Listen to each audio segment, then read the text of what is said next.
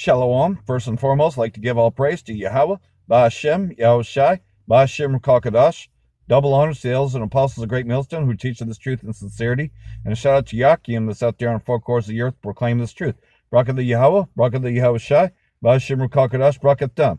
So, maintaining omnipresence in Syria was always the plan. They were never going to think that they could win, but yet the scriptures tell us that Damascus will be taken away from being a city, becoming a ruinous heap.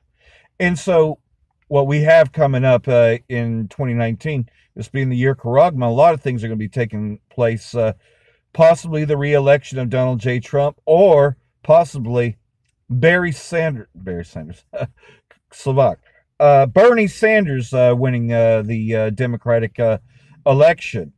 And that's because of the fact that, we know he's Amalek, and we know that the idea is, and you can see the writings on the wall. Okay, here's the funny thing, though, is that Donald J. Trump is running on Keep America Great. He started out with Make America Great Again, so now the bumper stickers are saying Keep America Great. Okay, so he's going to run on that, even though he didn't really do much except shut down the government a few times. So it looks like he's a one-term president. Blah, blah, blah. We know that this is, all politicking and that it's all bullshit. And but a lot of people still seek wisdom and counsel from Teeman. They look to these leaders. And, they look to another leader, and, 2/3 of our people will go out and vote anyways, even though there's no changes whatsoever. They're just going to keep on doing the same thing, but made to look like in this grand illusion. So in this grand illusion, it's looking like, a lot of people disagreed with Donald J. Trump withdrawing from Syria, which he never really did, but it's made to look that way. Again, politicking, so made to look like he withdrew from Syria, in that Keeping America Great, the thing he's going to run on. He's going to say, well, we won the war on ISIS. We done all this shit. We said we wanted a wall. We built a wall, all the things they run on, but he's going to lose, possibly. Or he might just win, Either way, though, what's in the midst of things, you'll have that as a distraction, especially as you get closer to November, all the bullshit, and people will seek counsel from Teeman, and at the same time, while this Passover is coming through, you're seeing a lot of judgments being poured out and these heretics being exposed. And a lot of heretics will tell you that there won't be Jacob's trouble, that we're just, just going to be having a good old time, and then the nuclear missiles come, and then that's the end of it, that there won't be any pressure, and that the mark of the beast is not the RFID chip. That's what a lot of heretics will say, and have been saying, many of these bootleg camps will not teach that the RFID is the mark of the beast, even though they are pushing charagma. So Ezekiel chapter 14, verse 2, and the word of the Most High came unto me, saying, Son of man, these men have set up their idols in their heart, and put the stumbling block of their iniquity before the face. Should I be inquired of at all by them? And so, idol, Jesus Christ, idols such as, lots of idols out there, because pretty much they trust in the system. They trust in Teeman, the political system, the beast, if you will. Therefore speak unto them, and say unto them, Thus saith the Most High Yahweh, every man of the house of Israel that putteth up his idols in his heart, and putteth a stumbling block of his iniquity before his face, and cometh to the prophet, the Most High will answer him that cometh according to the multitude of his idols. And so what's that talking about? That the Most High is going to visit, ultimately going to destroy these idols and destroy the people that set it up. That I may take the house of Israel in their own heart, because they are all estranged from me through their idols. Therefore say unto the house of Israel, Thus saith the Most High Yahweh, Repent and turn yourselves from your idols, and turn away your faces from all your abominations. Calling upon the name Jesus Christ, calling upon any other name, Yahuwah, Yahusha, Yahweh, But you're not supposed to know that, or ahaya, you know, calling on titles, calling on other things. Yeah, those are all idols, and you'll be destroyed for that. For everyone of the house of Israel, or the stranger that sojourneth in Israel, which separateth himself from me, and setteth up his idols in his heart, and putteth a stumbling block of his iniquity before his face, and cometh to a prophet to inquire of him concerning me, that I, the Most High, will answer him by myself. So, have we not stated many times what's going to happen if you don't listen to the prophets of the Most High? And the Most High himself sends Yahushua to deal with you. What will happen? And I will set my face against that man, and I will make him a sign and a proverb, and I will cut him off from the midst of my people, and you shall know that I am the Most High. Is that not what's happening in IUAC in particularly? They're being cut off, man. The whole thing is just crumbling down, you know. Pretty much that whole stumbling block, the whole thing has come down. And if the prophet be deceived, which he has spoken a thing, I, the Most High, have deceived that prophet, and I will stretch out my hand upon him and will destroy him from the midst of my people Israel. So again, you know, Nate and IUIC in particularly at this time, as many more will be exposed as well. Is that not what's happening? And they shall bear the punishment of their iniquity. The punishment of the prophet shall be even as the punishment of him that seeketh unto him, that the house of Israel may go no more astray from me, neither be polluted any more with all their transgressions, but that they may be my people, and I may be their power, and saith the Lord Yahweh.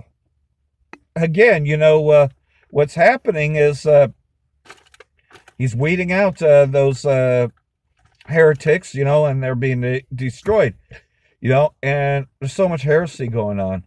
Most of all, though, you know, you also dealing with other camps, they teach the 400-year prophecy, which is a false prophecy from 1619 to 2019, that this will be the year that the Most High gathers the people, which that 400-year prophecy is already past. It was dealing with ancient Egypt, not modern-day Egypt, you know, because, no, man, we don't know the day nor the hour. I mean, the Most High himself, you know, through Yahushua told us that nobody knoweth that day or hour except the Most High himself. So therefore, he did not give a time or a date, but that you should know the signs that are upon that. It could happen this year, but it ain't because of that, you know. And so these heretics are being found out, you know. And this year, in being so-called election year, you know, there's going to be a lot of things taking place, and you can see how this is all being set up. And so, with these distractions, you know, no, man, you can't trust in this system. You don't go to Teeman for counseling. You definitely, you know, don't salute them. You don't even encourage this, you know. But like everything else, though, the Most High knows who he wants and who he doesn't want. So that's why he sends prophets out there to go out and teach. And that's why we do that, because, yeah, not all 144,000 are in Great Millstone, because Great Millstone doesn't even have 144,000. So there's elect men that are out there, you know, that are just being sought out. That's why we're still going and pushing. But eventually the famine of the word's going to come, and we can see this being the year Charagma, the year that Esau pushes the mark. Well, we can see it happening already. Now they're talking about RFID tags on trash. See how much trash you've thrown away. Well, you know, this is all about control, because they want complete control. They want everything on the RFID system. So now there's a proposal to actually have RFID tags on trash to see how much trash and recycling you throw out, you know, so they can tax you more. So that means that any homeless person who takes out your trash, you know, or anybody else who adds trash, you're going to be penalized for it, you know, because the reader's going to tell how much trash or recycling you have in there. So if somebody takes away or adds to that, you're going to be charged for that. And ultimately, it's complete control. It's complete slavery. That's why we were never, ever bought back. We were never, ever freed from our slavery. Emancipation Proclamation is not free freeing the slaves, which they claim in their bullshit history, you know. And iconoclasm, there's so many icons that they changed. You know, Mozart, for instance, he was, in fact, an Israelite. Beethoven, in fact, was an Israelite. We know King James was an Israelite. They hide the royals, they hide the musicians. They take all the credit upon themselves. Hey, if they could white out Little Richard and claim that Little Richard was a so-called white man, oh, wait.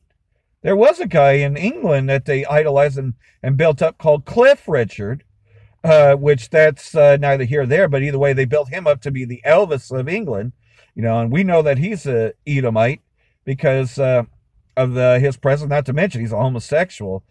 That's never fully come out, but yet you never seen him with women, so they hide that and everything. But nonetheless, though, iconoclasm, if they could, they would say that the white man, in which that's why they sold Elvis, even though he was a confusion of face. If the white man created rock and roll, they would go with that. So that's just it. Elvis had the look, but yet he didn't act like an Israelite, so that's why they would only fill him half up, because they still want to put out that so-called white image, to say that Esau created rock and roll. You know damn well that rhythm and blues, who was playing that? Esau? No, Esau was taught that. He listened to us, And when Elvis came out with it, then these others were able to learn from him, kind of like, Jimi Hendrix, for instance, he started up something, then a lot of them other bands followed along. Heavy metal music pretty much came from the riffs of Jimi Hendrix using distortion. But they will never call Jimi Hendrix the king of anything, even though nobody could even play or do things like he could. Same thing with Eric Clapton and Confusion Face, but that was a way to sell white man blues, because you got a lot of confusion of faces out there. Esau knows that they're confusion of faces, but still wants to put it out there that, white people created that. And that's another thing, this iconoclasm, setting up his images, and people still worship these images, and they really still think that Beethoven and Mozart are so-called white people or Edomites, when in fact they're Israelites, but you're not taught that, but people don't want to believe. They have no faith whatsoever. They believe not, and it goes for everything, sports and all that. They'll never give they'll never give Jake the credit, even though most of your boxing legends are Jake's, and that's another thing that's really funny, though, is that it's fun to watch Jake's beat the shit out of Esau, because these games were originally just so we would beat the shit out of each other, but then Esau wanted to be in the mix of that, so now you can watch Esau get his fucking ass kicked, and it's fun to watch. Same thing with wrestling and a whole bunch of other things, luchas and all that. Yeah, man. It's fun to watch Esau get his ass handed to him. Kind of like that World War III scenario where America loses. And America was meant to lose because they had a plan all along. The Most High had a divine plan. So, for all that, I hope this has been edifying. Until next time, Barak the Yahweh, Barak the Yahweh Shai, Bashim Rakal Barak Atum. Hope everything that was on my mind was something that's, is things that need to be dealt with, because it's being the Passover, a lot of things, judgments going out, and, we definitely want the Most High to pass us by, to protect us, because Jacob's trouble is around the corner, and we're in the midst of all these things taking place. Shalom.